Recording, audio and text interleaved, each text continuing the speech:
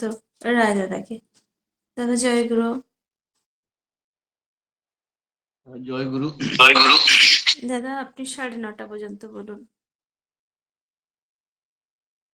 পরম পিতার অনন্ত কোটি প্রণাম।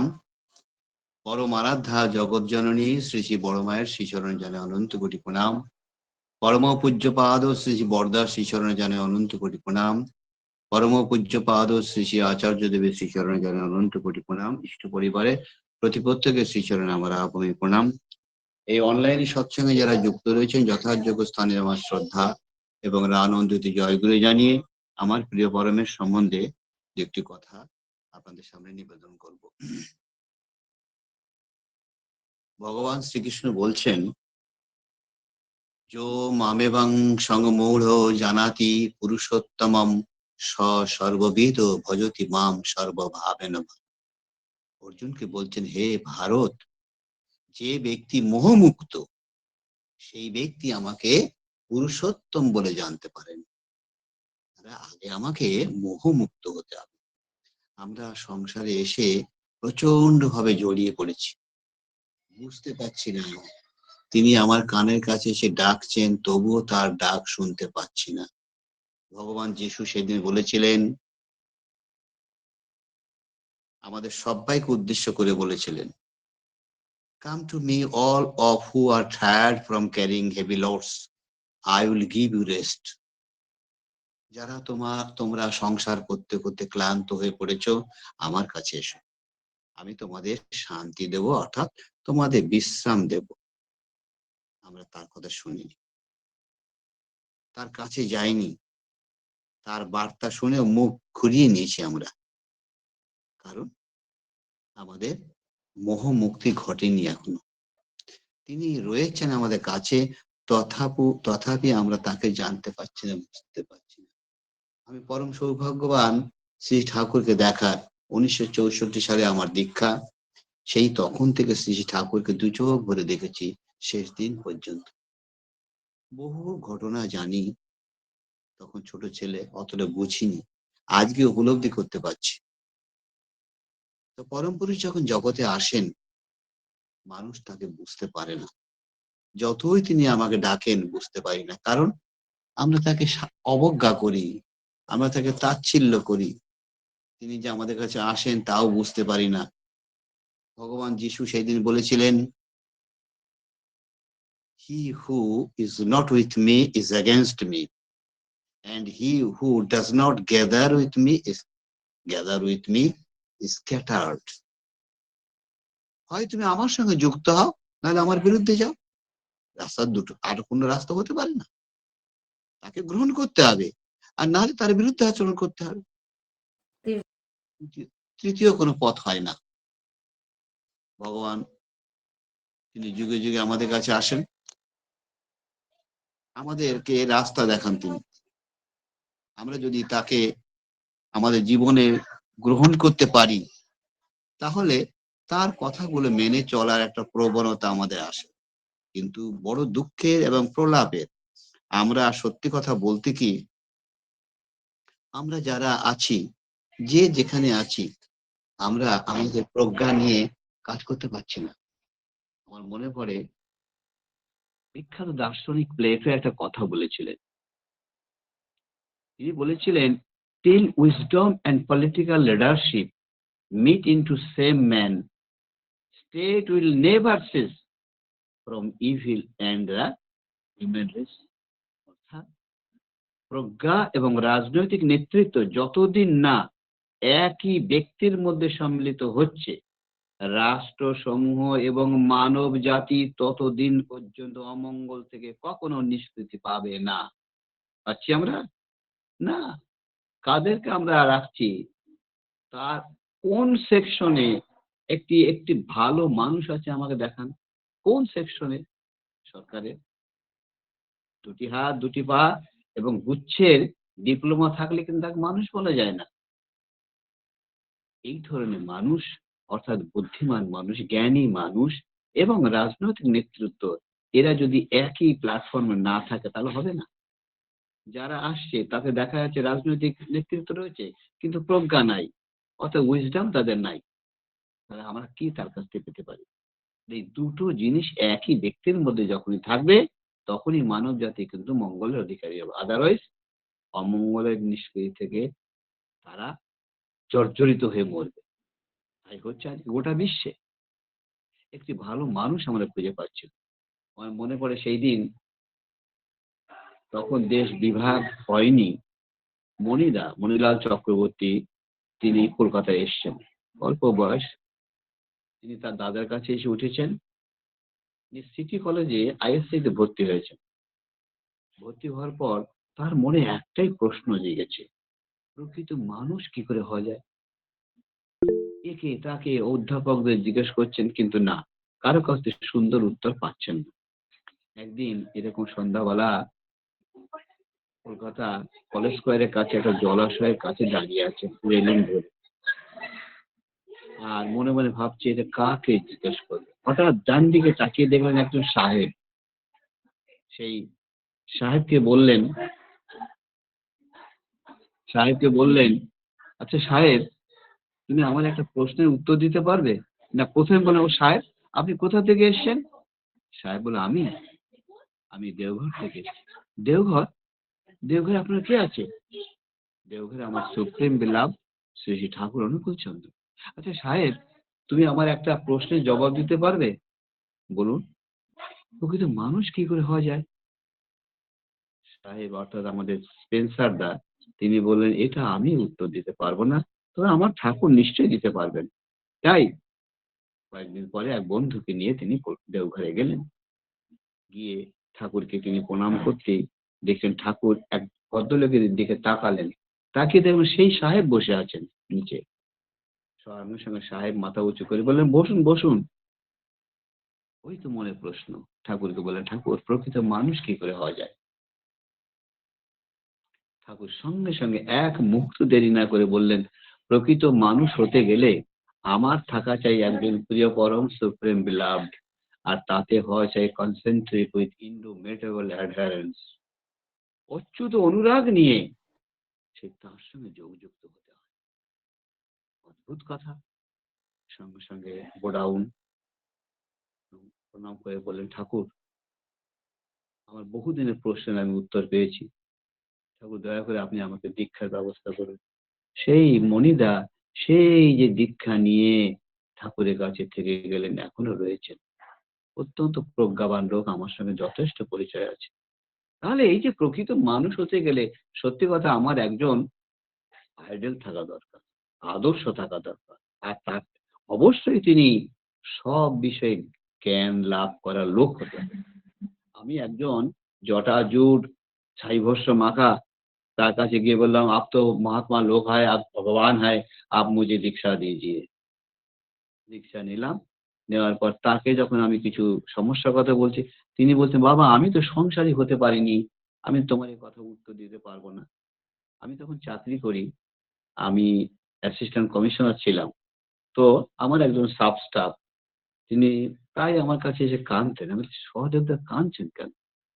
বলছে, স্যার, আমার গুরুদেব আছেন, মাঝে মাঝে আসেন, এসে আমাকে বলেন, সহদেব, এই তুলসী তলার চারিদিকে আমার সঙ্গে করতাল বাজাও।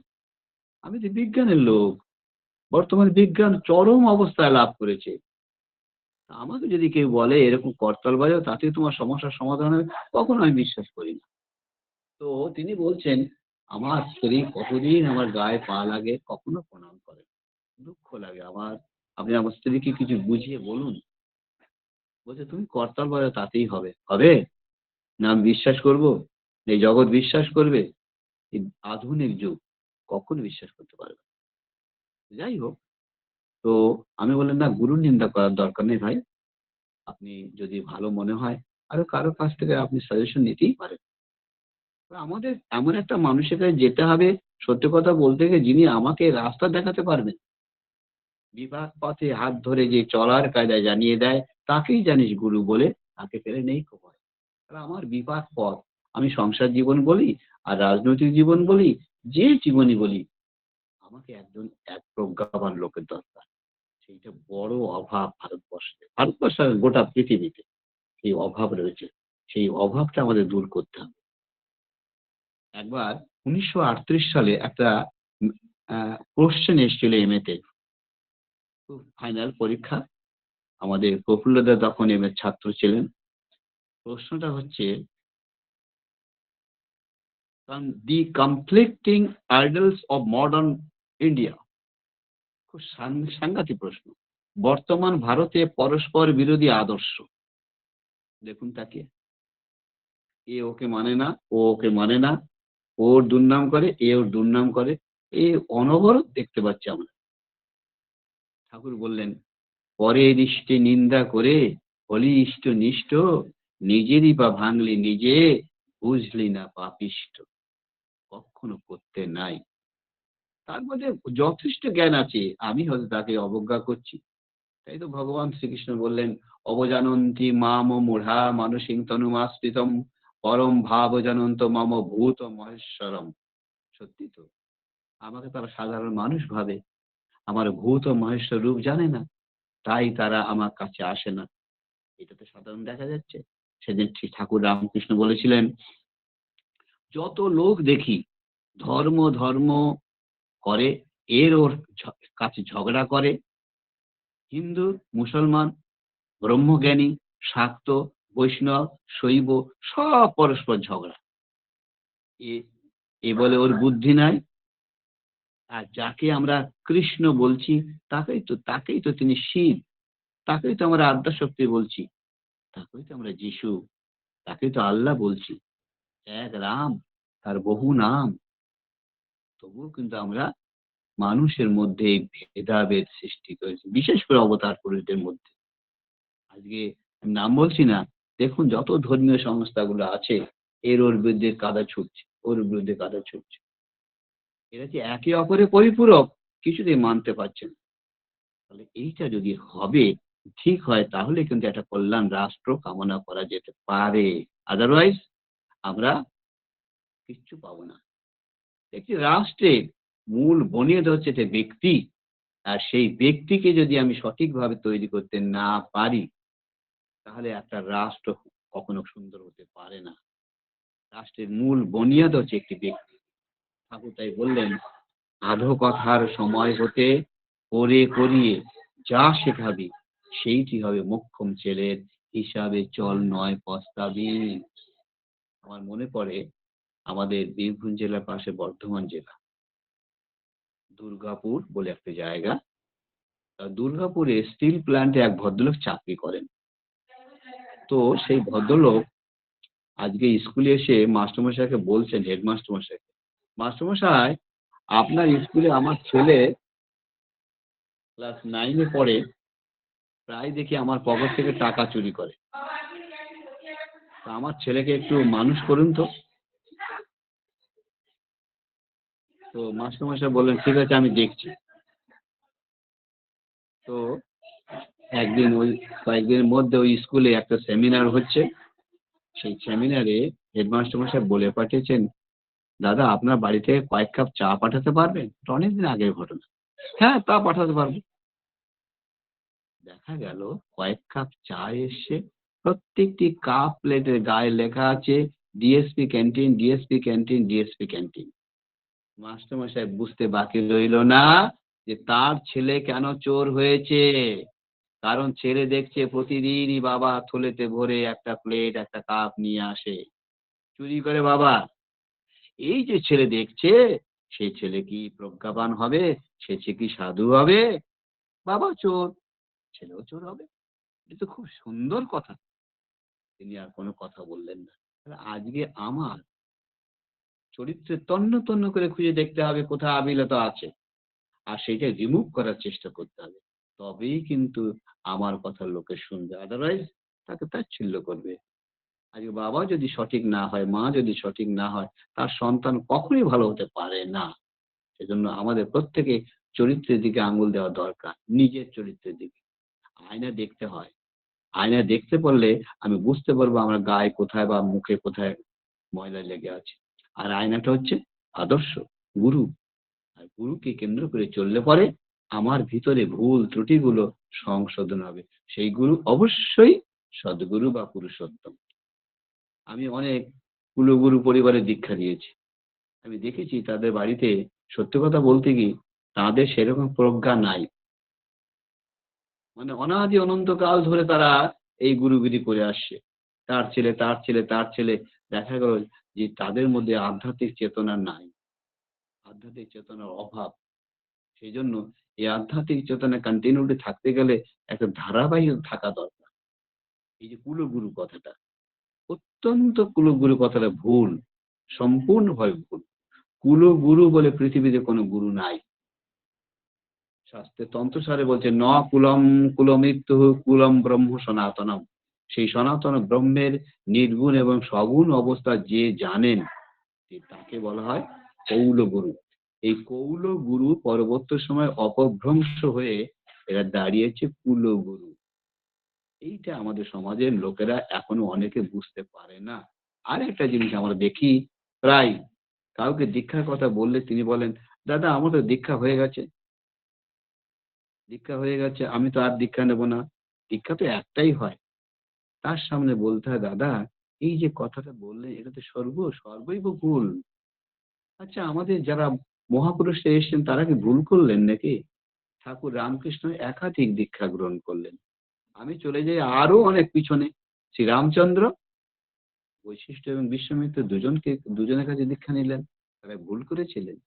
তাহলে আপনার কথাটা আমি কি করে মানবো? তাহলে আমাকে একাধিক দীক্ষা গ্রহণ করা যেতে পারে। আমি ক্লাস 5 এ পড়ি, আমি কি 6 এ যাব না? আমি স্কুল থেকে কলেজে যাব না? কলেজ থেকে আমি বিশ্ববিদ্যালয়ে যাব না? নিশ্চয়ই যাব। তাহলে শাস্ত্র কি বলছে? মধুলুব্ধ যথা ভৃঙ্গ পুষ্পাৎ পুষ্পান্তরং ব্রজেত, জ্ঞান ও লুব্ধ তথা শিষ্য গুরু গুরবন্তরং ব্রজেত। একটা ভ্রমর একটা ফুল থেকে আর একটা ফুলে যেতে পারে, কোনো বাধা নাই। ফুলে মধু সংগ্রহ করা তার উদ্দেশ্য। তেমনি শাস্ত্রে বলছে যে শিষ্যের জ্ঞান পিপাসা জন্মেছে, গুরু গুরবন্তরং ব্রজেত, এক গুরু থেকে আর এক গুরু, আর এক গুরু থেকে যেতে পারে, অবশ্যই সদ্গুরু হতে হবে, বাধা নাই। তাহলে আমি কেন এই ভুল ধারণা নিয়ে আমি সংসারে চলে আমি মহামূর্খ হয়ে থাকবো? আমাদের এই চোখে আঙুল দিয়ে দেখাবার জন্য পরম পুরুষ যুগে যুগে আসেন। আজকে বড় দুঃখের সঙ্গে দেখছি ভারতবর্ষের মানুষ এখনো বুঝতে পারছে না। 7 সমুদ্র 13 নদীর পার, সুদূর আমেরিকা, সেখানকার লোকেরা ঠাকুর সম্বন্ধে তাদের কত সুন্দর ধারণা। হ্যাঁ, আমরা বুঝতে পারছি না ঠাকুরকে। এখন ভাবছি নেব কি নেব না, ধরবো কি ধরবো না। আমেরিকায় বহু পত্রিকায় ঠাকুরের জীবদ্দশায় বেরিয়েছে, এখনো বেরোচ্ছে। আমার মনে পড়ে 1962 সালে টুগেদার মেথডিস্ট একটি পত্রিকা দেখলাম। টুগেদার মেথডিস্ট মাসিক পত্রিকা ডিসেম্বর সংখ্যা বেরিয়েছে। তাতে আমেরিকাবাসী লিখছে, শ্রী শ্রী ঠাকুর অনুকূল চন্দ্র is one of the world's great spiritual leader, a man of extraordinary intelligence, keen in sight, a physician, a scientist, a man of love and service. এই পৃথিবীতে যত মহাপুরুষ এসছেন, মহামানব এসছেন, শ্রী শ্রী ঠাকুর অনুকূল চন্দ্র তার মধ্যে অন্যতম। কে বলছে? শুধু আমেরিকাবাসীর লোকেরা বলছে, যারা ঠাকুরের ভাষাটাই জানে না, বাংলা ভাষা জানে না, তারা বলছে শ্রী ঠাকুর অনুকূল চন্দ্র তাদের মধ্যে অন্যতম। তিনি গভীর অন্তর্দৃষ্টির অধিকারী, তিনি সাইট, এই ফিজিশিয়ান, একজন একজন চিকিৎসক, আর একজন সায়েন্টিস্ট, আর ভালোবাসার মূর্ত প্রতীক। সত্যি ভালোবাসার মূর্ত প্রতীক। এই ভালোবাসার মূর্ত প্রতীক এই 20 মিনিট 8 ঘন্টার মধ্যে বলে যাওয়া যাবে না। বহু ঘটনা ঠাকুরের জীবদ্দশায় দেখেছি আমরা। সত্যি তিনি দূরদর্শী এবং ভালোবাসার মূর্ত প্রতীক। একজন কমিউনিস্ট পার্টির নেতা গিয়েছেন ঠাকুরের কাছে, অবিভক্ত কমিউনিস্ট পার্টি। তিনি ঠাকুরের কাছে যাওয়ার পর বলছেন, আমি জীবনে অনেক পুরুষকে দেখেছি, একটি পুরুষের মুখের উপর মাতৃছবি আমি জীবনে কখনো দেখিনি। শ্রী ঠাকুরকে আমি যখন প্রণাম করলাম, দেখলাম আমার মায়ের প্রতিচ্ছবি তার মুখের উপর ভাসছে। ঠাকুর সত্যি কারো মা, কারো পিতা, কারো বান্ধব, বিভিন্ন সময় তিনি আমাদের কাছে আছেন, আমাদের সঙ্গে দেখা দেন, আমাদের আমাদের কাছে দর্শন দেন। তিনি আমাদের সবকিছু পরিপূরণ করেন, ফুলফিল। তাই বাইবেলে একটা কথা আছে, prophets come to fulfil the need of the age as the thing option. যখন পরম পুরুষ জগতে আসেন, অবতার পুরুষটা, সেই সময় সেই জগতের যেটা প্রয়োজন ঠিক সেইটা মিট আপ করার জন্য আসেন। আজকে শ্রী শ্রী ঠাকুর এমন একটা সময় এলেন, অত্যন্ত দুরূহ সময়, গোটা পৃথিবীর চলছে সেই সেই তিনি সেই সময় আমাদের কাছে এলেন। তার আগে তিনি রামকৃষ্ণ ঠাকুরও এসেছিলেন, ওই তখন তো তিনি ইষ্টবিধির কথা বলেননি, তিনি সদাচার বা তিনি যজন যাজনের কথা বলেননি। কিন্তু বর্তমান যুগে এই 5টি বিধান অত্যন্ত প্রয়োজন, অত্যন্ত সায়েন্টিফিক প্রয়োজন আছে। তাই তিনি আজকে এসে আমাদের কাছে এই পঞ্চবিধানের কথা বললেন। তাই প্রফেট যখন জগতে আসেন, সেই সময় মানুষের যেটা প্রয়োজন সেইটাই তিনি দিতে আসেন। তা আমরা যদি তাকে সত্যিকারে ভালোবেসে থাকি, তাহলে তার কাছে যাব, তার সান্নিধ্যে গিয়ে আমার জীবনের সমস্ত কিছু জেনে নেব। শ্রী ঠাকুর একদিন বলছেন, কোনো ভয় নাই। এত নিশ্চয়তা করে তিনি বললেন, তথাপি আমরা তার কাছে যাচ্ছি না। তিনি বলছেন, কোনো ভয় নাই। Some realization is granted to everybody who has come within the sight of super soul. তোমাদের কোনো ভয় নাই। যারা এই পরম পিতার এই নামের সঙ্গে যুক্ত হয়েছেন, প্রত্যেকের মধ্যে একটা অনুভূতি এসছে, আসেনি? কম আর বেশি প্রত্যেকের মধ্যে এসছে। আমরা বুঝতে পারছি ঠাকুরকে ধরে আমার জীবনে কত দিক আমি সুন্দরভাবে লাভ করতে পেরেছি। সেজন্য আমাদের প্রত্যেককে উচিত তাকে সামনে রেখে, তাকে গুরুপদে বরণ করে আমার জীবনটাকে সুন্দর করে নিয়ে এগিয়ে যাওয়া। যদি যেতে পারি, তাহলে আমাদেরকে আরো তরভাবে আমরা সুন্দর হয়ে উঠতে পারবো। আর তার জন্য দরকার আমাকে পড়াশোনা করা। খালি ঠাকুরের বই পড়লে হবে না। আপনাকে যদি যাজন করতে হয়, তাহলে সঙ্গে সঙ্গে অ্যাট দি সেম টাইম আরো বিভিন্ন ধর্মগ্রন্থ আপনাদের পাঠ করতে হবে, বাইবেল পড়তে হবে, কোরআন পড়তে হবে, শ্রীমদ্ ভাগবত যেমন পড়ছি তেমনি কথামৃত পড়তে হবে। তাহলে একজন মানুষের কাছে যখন আপনি যাবেন, তিনি তো প্রশ্ন করতেই পারেন, প্রশ্ন করবেন। সেই প্রশ্নের জবাব তো আমাকে দিতে হবে। কেন আমি শ্রী ঠাকুর অনুকূল চন্দ্রকে গ্রহণ করবো? Why not Ramakrishna? Why not others? তাহলে আমাকে তো তথ্য দিয়ে বোঝাতে হবে যে তিনি এক এবং একাকার। আর তার প্রমাণ কি? যথেষ্ট প্রমাণ আছে। সেই দিন শ্রী শ্রী ঠাকুর বসে আছেন, তখন সকালবেলা 6টা বাজে, 1967 সাল 12ই সেপ্টেম্বর, শীত পড়েছে। সামনে শ্রী শ্রী বরদা দাঁড়িয়ে আছেন। শ্রী বরদার দিকে তাকিয়ে শ্রী ঠাকুর সুর করে একটা ছোট্ট সেন্টেন্স বললেন। কি বললেন? তার নিজের সম্বন্ধে বললেন। এইটা শেষ কথা বলেছিলেন, অনুকূল সদা বিভু পদ্ম নাভ মনপ্রভু। কয়েকবার বললেন। মানেটা হচ্ছে তিনি বিশ্বপতি আর তিনি বিষ্ণু, তিনি সকলের মনের প্রভু অনুকূল। কি তাহলে তিনি যে বিষ্ণু, তার শ্রীমুখে নিজে বলা, তাহলে আমরা কি তাকে ধরতে পারি না সেই বিষ্ণুকে? যে তার সান্নিধ্যে গিয়ে আমরা আমাদের জীবনটাকে আরো পরিপূর্ণ করতে পারি না? যদি সন্দেহ থাকে, ভাই আসুন, দেখুন না ঠাকুর কি বলছেন। তার কথাগুলো শুনতে হবে আমাদের, তার কাছে যেতে হবে, তার কথাগুলো শুনে আমার জীবনটাকে সুন্দরভাবে আরো ভাবে আমি এগিয়ে নিয়ে যেতে পারবো। আর যদি সেটা আমার জীবনে না থাকে, তাহলে আমরা ঠাকুরকে দূর থেকে কেবল ছবি ভাববো। তুমি কেবলই ছবি। আমার আর একটা কথা বলে, আমার টাইমটা হয়ে গেছে, আর একটা কথা বলে বলা শেষ করি। সেদিন শ্রী ঠাকুর বসে আছেন, রাত তখন 9:50, 1959 সাল, শনিবার। শ্রী ঠাকুর সুর করে একটা কথা বললেন। কি কথা? ভর্গ বিভূতি সবিতা সৌরী সুন্দরশ্রী বিশ্বদৃক পালন ধৃতি পরম পুরুষ নমস্তে। ঠাকুর হাসতে হাসতে বললেন, আজ সন্ধ্যায় প্রণামের সময় দেখলাম, সেই আগে যেমন আমরা পাবনায় প্রণাম প্রার্থনা করতাম, সেই সময় যেমন দেখেছি আজকেও দেখলাম, সেখানে ব্যাস এসছেন, বৈশিষ্ট্য এসছেন, ঠাকুর রামকৃষ্ণ এসছেন। তারা এই শ্লোকটা আমার দিকে তাকিয়ে বললেন। ভাবুন দেখি, মহামতি ব্যাস মহামতি বৈশিষ্ট্য শ্রীরামকৃষ্ণ ঠাকুরের দিকে তাকিয়ে বলছেন, ভর্গ বিভূতি সবিতা শৌরী সুন্দর শ্রী বিশ্বদ্রিক পালন ধৃতি পরম পুরুষ নমস্তে টেনে দিলেন। ঠাকুর বলছে সেই রিজন ঝংকারটা এখন আমার কানে বাজে। তাহলে ঠাকুর অনুকূল চন্দ্রকে যারা তাকে এমন ভাবে বন্দনা করছেন এবং সেই পরম পুরুষরা, আজকে আমাদের বুঝতে হবে, তার সান্নিধ্যে যেতে হবে, তার অমীয় গ্রন্থাদি পাঠ করে তার সম্বন্ধে আরো ক্লিয়ার হতে হবে। সেদিন অনন্ত সাহেব আয়েঙ্গার বললেন, I am glad to see that Thakur is not a sadhu with a long beard, he is a normal man living a normal family life with his children and other relatives. This normalcy of Thakur's life shows the essence of new religions and spiritual lead he will give to the millions of peoples in his country as a whole.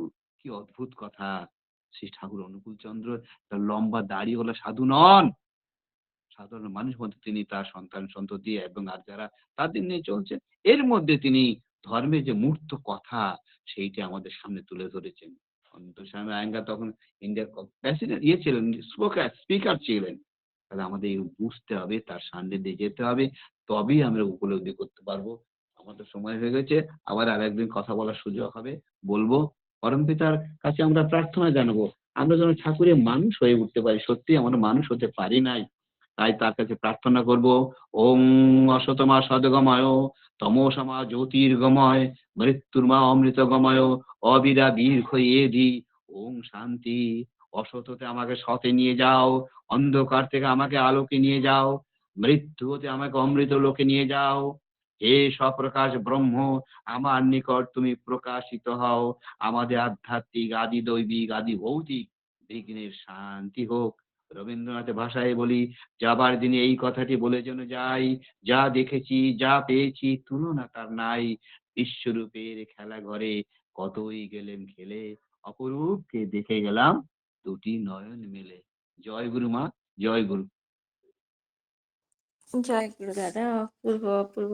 শ্রদ্ধেয় দাদা, দাদা আপনি যুক্ত হয়েছেন। দাদা জয় গুরু। দাদা দেবপ্রসাদ দা, জয় গুরু অপূর্ব। এই যে জ্ঞান গর্ভ আলোচনা আমরা এতক্ষণ শুনলাম, তাতে সকলেই সমৃদ্ধ হলাম এবং অনেকদিন পর এরকম জ্ঞান গর্ভ আলোচনা পেয়ে আমরা প্রত্যেকেই সত্যি খুব আপ্লুত, অভিভূত। আমরা সকলে মিলে শ্রদ্ধেয় লক্ষ্মীদার সার্বিক কল্যাণ প্রার্থনা করব দয়ালের রাঙারাতুল চরণে। তিনি যেন সুখে শান্তিতে আনন্দে ভরপুর হয়ে থাকতে পারেন, বিধাতাকে মাথায় নিয়ে সারাটি জীবন সপরিবার সপরিবেশ দীর্ঘায়ু নিরোগ জীবন লাভ করুন, এই কাতর প্রার্থনা দয়ালের রাঙারাতুল চরণে। ভালো থাকবেন দাদা। মাঝে মাঝেই আপনাকে আমরা স্মরণ করব, আরো কিছু কথা শোনার ইচ্ছা থাকলো। জয় গুরু।